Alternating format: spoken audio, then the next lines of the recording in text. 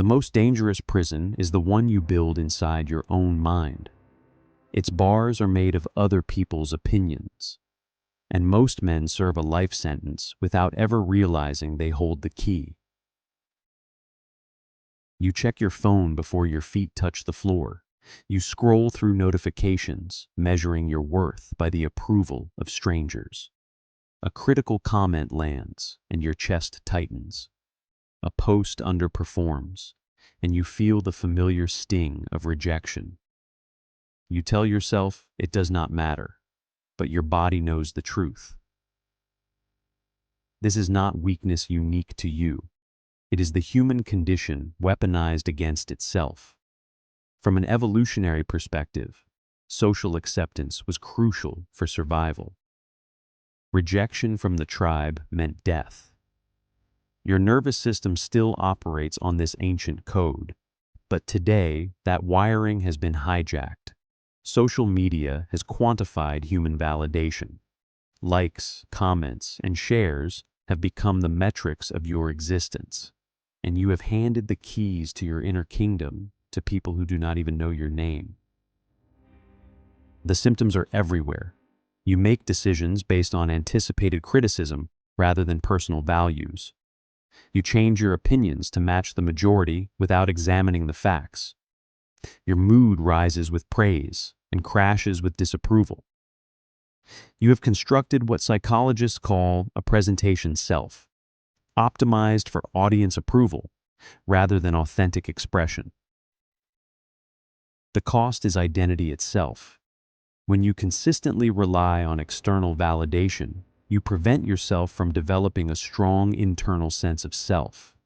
You become a mirror, reflecting everyone else's expectations back at them, and one day you realize you have lived someone else's version of your life.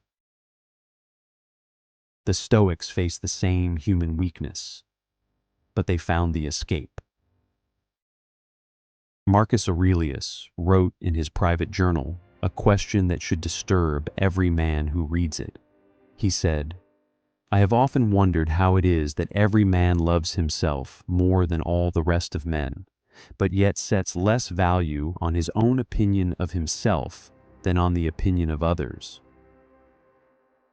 Consider what he is saying. You claim to value yourself, yet you trust the judgment of strangers more than your own assessment. You grant authority over your emotional state to people who have never met you, who know nothing of your struggles, your growth, your private victories. This is not humility. It is abdication. Epictetus, who was born a slave and knew true powerlessness, laid out the fundamental distinction that would free him. He taught that some things are in our control and others not.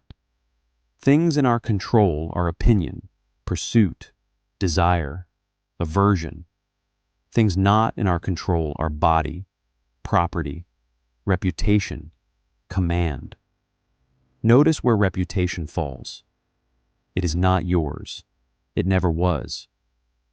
Other people's opinions are the product of their judgments, their experiences, their biases, none of which you can command. Seeking to control reputation is like trying to control the weather. You exhaust yourself fighting the impossible while neglecting the one territory you actually rule, your own mind. But here is the deeper truth the Stoics understood. The opinion itself does not harm you. Your judgment about the opinion creates the harm. Marcus Aurelius wrote, "Choose not to be harmed, and you will not feel harmed. Do not feel harmed, and you have not been." The words of critics are just sounds.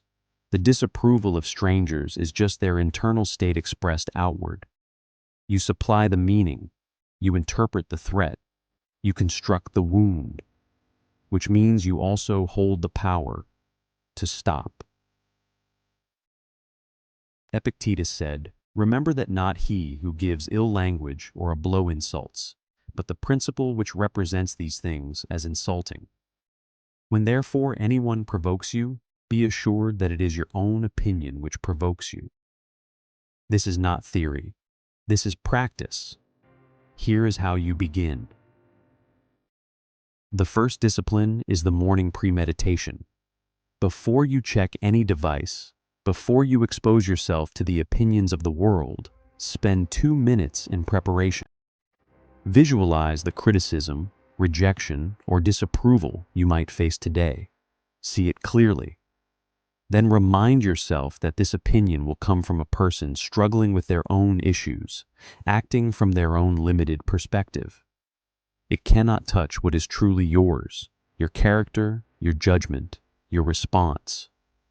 Marcus Aurelius practiced this.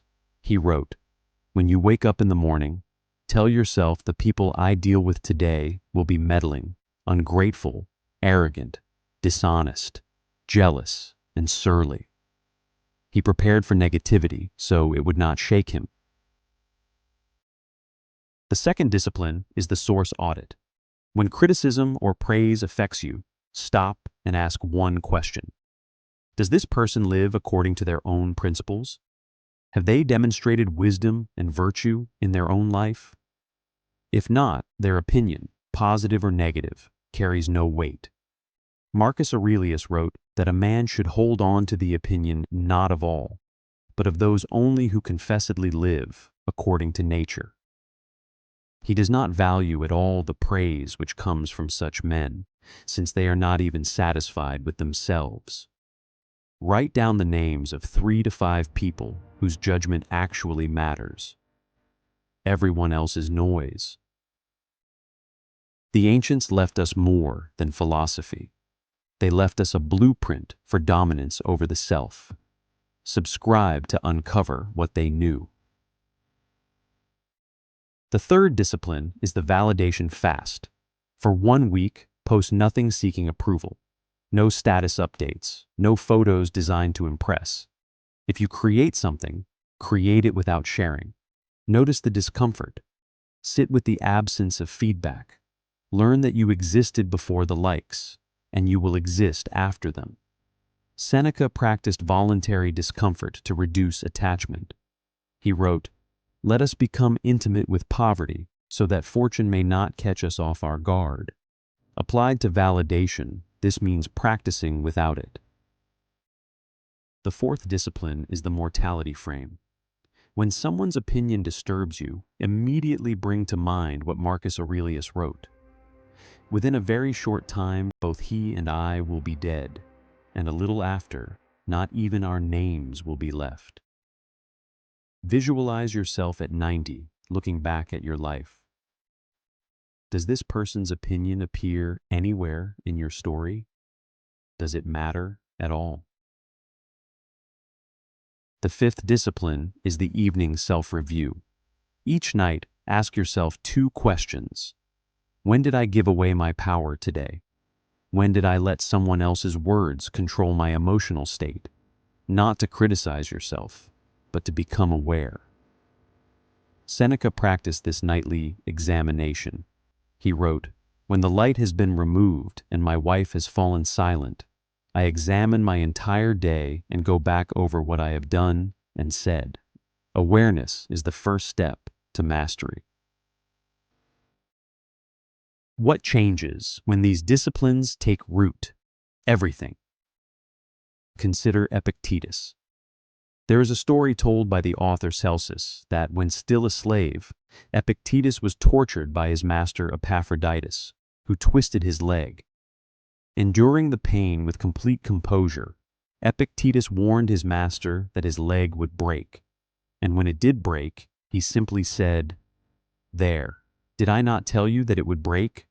No screaming, no begging, no hatred, just a calm observation of what was always inevitable.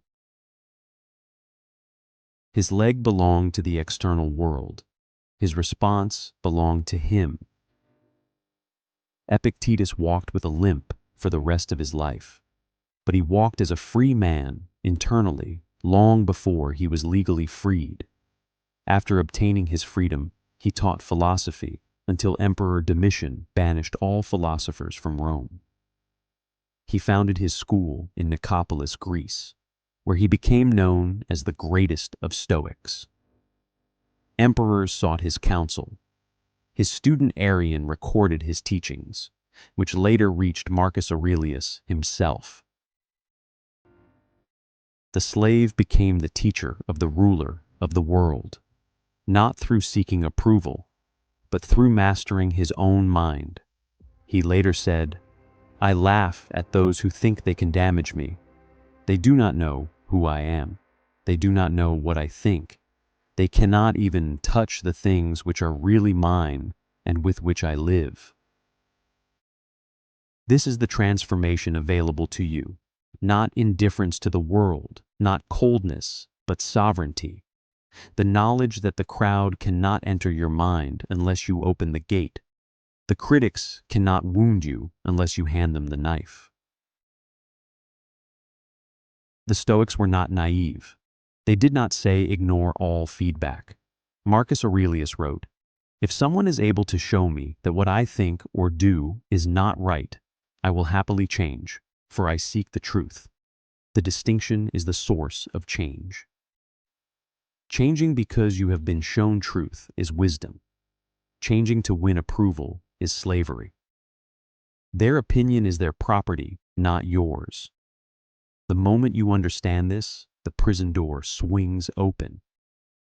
You are not required to earn the approval of people who have not earned your respect. You are not obligated to defend yourself against every criticism from those who have not demonstrated their own wisdom.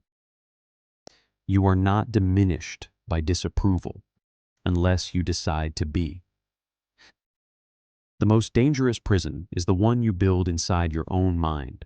Its bars are made of other people's opinions. But here's what the Stoics knew that most never discover. The key was never in their hands. It has been in yours all along. The mirror does not lie. Neither does this philosophy. Subscribe to Inner Imperium for more uncomfortable truths that forge stronger men. Share in the comments what you saw when you looked. Whose opinion are you currently allowing to keep you in a prison you built yourself? And what would you do tomorrow if you realized they never held the key?